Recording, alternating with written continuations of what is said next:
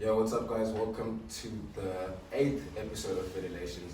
And today I'm here with the fan, someone who's been begging to come here for very, very long. So tell them who you are and welcome to FettylationsRatedR. I know your dreams are coming true. Well, it's Jeremy Dombasi here, guys. Well, like you said, which is, very true, he's a big fan of mine. And he's always been asking me, Jeremy, come on my podcast. I said, why not? So I'm doing him a favor by coming on here. And he's blessing his podcast. He's finally here, he's finally made it here. Jeremy and I have a YouTube page together, a vlogs channel called Kings. This is basically our first podcast together, the Kings podcast. Jeremy also has a podcast, so tell them a bit more about your podcast. My podcast is called Once and Jerry PodCast23. I released my first podcast on Wednesday, a couple weeks ago. Congratulations. Thank you very much. And basically what I am trying to aim for is to talk about experiences that I've gone through. So similar to kind of others, but at the same time, being more open-minded, being more relaxed about it, and just allowing people to say their honest opinions and not lie. And because a lot of people nowadays put on a lot of facade, they talk a lot of shit, and they just hide behind the certain mask. So a podcast is the way for them to really say the truth without having to worry about other people's concerns. Do you feel like you have a responsibility to your viewers and especially the younger generation, younger men, to sort of be an example, lead the way, show them a better way, or to inspire? Do you have aspirations to inspire, is my question. Yes, I do. I do think that I've been told that I inspire a lot of people. My goal subconsciously was to inspire others to become better versions of themselves, to allow themselves to really face their fears even in times of doubt and in times of depression and stuff like that. But I think that my aim and my ambition is to make everybody better than what they are, and to make everybody better than what they can be. And I love what you said there. You said subconsciously you realized it, and so when you think it changed and became a conscious thing that you knew you had a duty and a responsibility to these young bloods. I'd say it kicked me mid last year when I was out one day and I was just gymming at my campus, and someone was like, dude, you have such a nice body, you inspire me, I started gymming because of you, and now I'm getting out there, being more confident. And I was like, people actually admire me quite a lot, which I didn't realize that they do. They like to watch my stuff, hear my motivations, and they want motivation videos from me. So I thought, I got to start with the YouTube, which is the one thing I did, to be myself on the camera and just enjoy myself, while at the same time being a kind of very big and masculine person. So it's kind of like a mixture to show that I'm not always serious, but at the same time to just show that look, you can be big and you can be funny, man. Yeah, facts. I love that, and I'll admit from obviously having Jeremy as my partner that subconsciously he inspires me as well. I know I inspire him more than he inspires me. But he inspires me a lot, man. We'll just be chilling and then you'll be drop down, do 20 push-ups.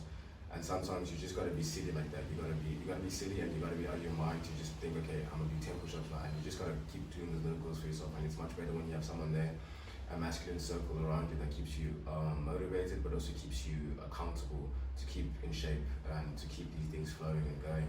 You need to put more time into your plans with your bros. And you need to make sure that the masculine community embrace masculinity. Now that moves me over to my next topic. Wait, can I quickly interrupt there? Yeah, no, go for it. I like the fact that you said accountability, because I actually had a conversation with someone else a while ago, and I asked him to be my mentor, because there'll be times where I can't really do things all myself the whole time. So I was like, okay, I'm gonna need to be a mentor to hold me accountable on certain stuff that I want to achieve within the next 4 years, because I have a plan in the next 4 years. And there'll be times where I would hold myself accountable. And I take full responsibility on that, because I should be taking myself accountable continuously. But there'll be times where I will slack off and I'll just need just a bit of a push from one of my boys to just be like, hey, you gotta stop that shit, you gotta remember what you want, you gotta remember what you want to achieve, and you just do that. Because I think once in a while, you do need your boys to hold you accountable on shit that you don't see. So I'm glad you said the accountable part. Cool. I wanted to ask you a question. Do you think the word geek or geeks are nerds? Do you think that there's a negative connotation for the word? Do you think there's negative connotations for the people? Because, can I go first? Personally, I think, this is my take on it, boys. Being called a geek and being a nerd is like being called gay, right? But we know there's nothing wrong with being gay. We don't want to homophobic on this podcast. We accept all types of people, but if you're straight, you don't really want to be called gay. You know what I mean? And even gay guys, you know what I mean? You know what I'm trying to say? Yeah. And it's the same thing with being a geek and being a nerd. I mean, there's nothing wrong with it, but you don't want to be labeled as that or be called that. Let me give you the following reasons why. Because mostly geeks and nerds lack a lot of testosterone, which makes their masculinity much, much lower. But all I can say is, someone said to me the other day, to be unstoppable as an athlete or a jock, I guess the word is, as a jock, to be unstoppable is you have to be a jock and then read a lot of books and become a nerd. Then you'll be unstoppable. If you're a nerd, you need to get into the gym, get into shape, and become an athlete, and then you'll be unstoppable. And the thing I came to find, with thinking on that train of thought, was that as a jock, as an athlete, I can read as many books as I want, I can play as many chess games as I want, I can be as dork as much as I want, but I will never reach a dork's level. I will never reach an Elon Musk level. Whereas a dork, if you're a dork and you're into these things naturally, you can go into the gym and get in shape very easily. The gym and getting into shape is one of the it's not, I respect it because I've done it, and it's not easy, it's very difficult, but it's one of the easier conquering things that you're going to have to do on the hierarchy of the things you need to conquer. Because if you get what you put in, you go there, you do a repetition of this twice a week, and your biceps are going to grow. It's not fucking rocket science, you know. And whereas as being a dog and learning and reading books it takes a bit more of a mental mission. And you know, the mind is the most powerful thing in the world. The mind comes first, and dogs have a very strong mentality for certain things that they want to have, not necessarily within life, because in life they don't get treated like jocks and athletes would. Like my friend said to me the other day, it's much better, you know, when you don't need to have a personality, when you're a good-looking person, a buff person. Trust me, life is way better. People treat me way better. Like, I love the way I get treated. As a dog, you have a strong mind, but you don't realize the power and the potential of where you can take that strong mind to. You become unstoppable. Imagine today Elon Musk became as big as a bodybuilder. He'd be the most arduous man on the planet. He's the smartest and the arduous. You know what I mean? And you can do that very easily. Look at Jeff Bezos.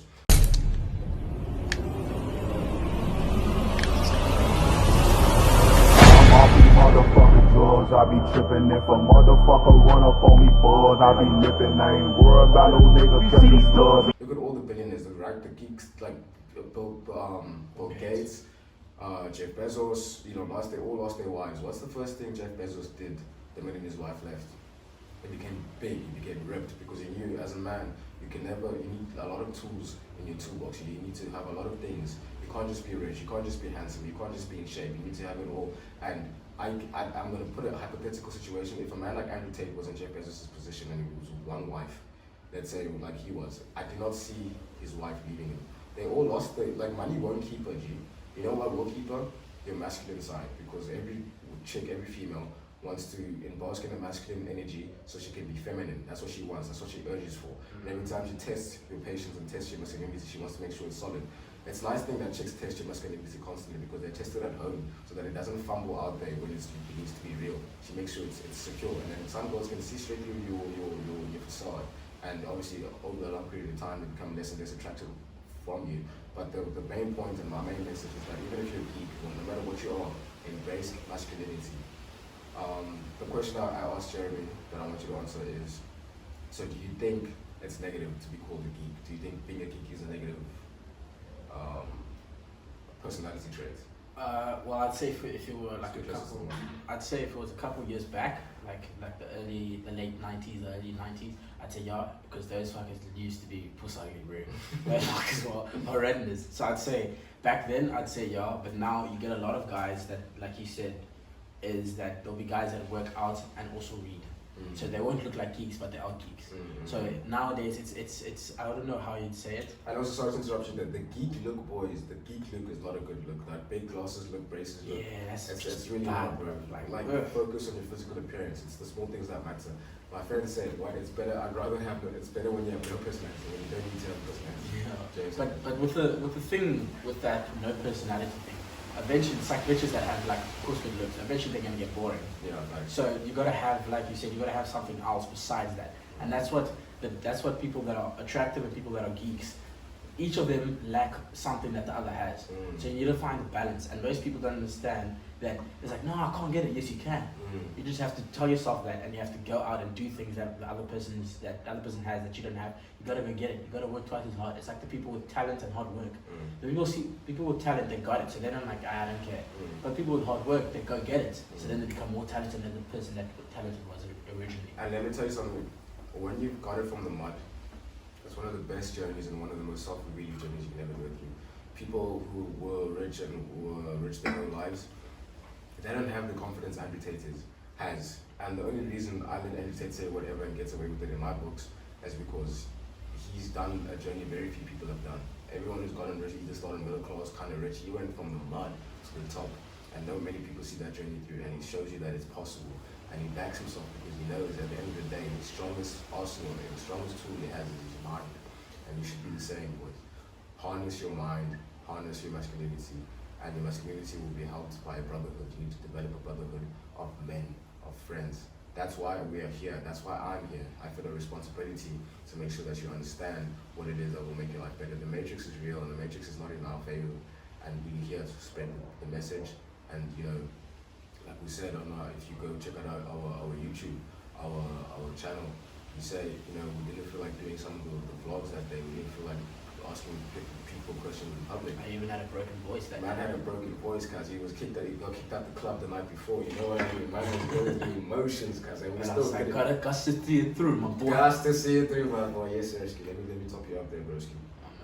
But I was actually thinking now with the nerd thing, I don't know, I think I would say it's a negative thing because one time, because like I read, but like I don't discuss it much with people. Yeah. So one was like, oh wow, you're actually quite smart, you're like a nerd. Yeah. And I was like, yeah.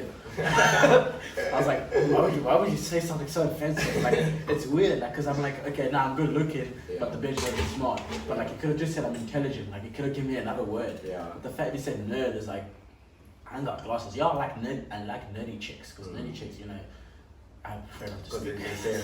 I prefer not to speak. If I speak, I have in trouble. So I'm just gonna say I prefer like nerdy chicks because they're much more calmer, smarter. They know what they have, they know what they want, so they have a goal. Whereas hot chicks that have no brain, basically, no offense, but no offense taken, they have nothing to give. Contribute. That looks, which is the strongest. But then like you'll be like, oh nah. For example, yesterday I went out to a party, right? And there was a lot of, you know, I'd say mid, but attractive chicks. Mid. I'd say mid, but attractive chicks. You know, where is it? Yeah. So like, I was talking to a few of them, and I was like, okay, nah, you're boring. You're very boring. But then I spoke to this one, and I asked her, what is it you want? Like, what do you want when you're done with your studies? She couldn't give me a proper answer. And I've asked this chick to, but a lot of people, chicks, just a few. I asked them the question, and only I'd say 2% have given me an honest answer about what they want. Yeah, but a lot of people don't know want. what they want, though, and that's okay. But you see, we cut from a different cloth. You see, I know what I want. Some chick I was approaching. Some chick said to me, "You're too confident for me." And I was like, "It's not confidence, B. I just know what I want." Like, you know what I mean? Simple as that. I just know what I want. And it's definitely a positive thing to know what you want. It puts you above the rest. I don't like to say like this, okay. I have this thing where I say like, it makes there's certain things that make you better than other people. And you can never be better than anyone, I think. I say to people, it's not that I think I'm better than everyone, I just want better. And if that makes me better, then you are better indeed, my brother. Yes. Because you can't aim for low, because if you aim for low, you're gonna stay low. And you can't hide your competitive nature or your success to let people feel comfortable. You know what I mean? But something I have a problem with when it comes to smart chicks. I was talking to this chick yesterday, and you know, like she has a day-to-day job like every day. She's like, "What do you do?" And I told her I'm a model / actor. Yeah. And she was like, "That doesn't count because you probably work like once a month." And I'm like, "Yeah, so who cares? I still get the pay." You know what I mean? She's like, "No." She was like, "No, but I'm more of an adult because I have a job." And you know, that's matrix thinking. You must resist the slave mind. A job is a temporary solution to a long-term problem. Write that shit down. I'm gonna say it again. A job is a short-term solution to a long-term problem. Escape the matrix. Resist the slave mind. That's how they catch you. That's how they trap you. Waking up every day on the same routine. One of my friends, Cameron, said the other day, said routine makes things effortless. That's what the job thing does. It makes things effortless, and eventually, at some point, it becomes second nature. You know what I mean? You become second nature. Then you don't want to escape. You don't want to go out. You don't want to do stuff like this, and you find yourself at 40 years old in the same job and then they fire you for being wrongfully accused for something. Like look at Johnny Depp. That's when I really learned. Like Johnny Depp put his everything into that movie, into Pirates of the Caribbean. He was basically Captain Jack Sparrow. I only knew him as Captain Jack Sparrow. After 30 years.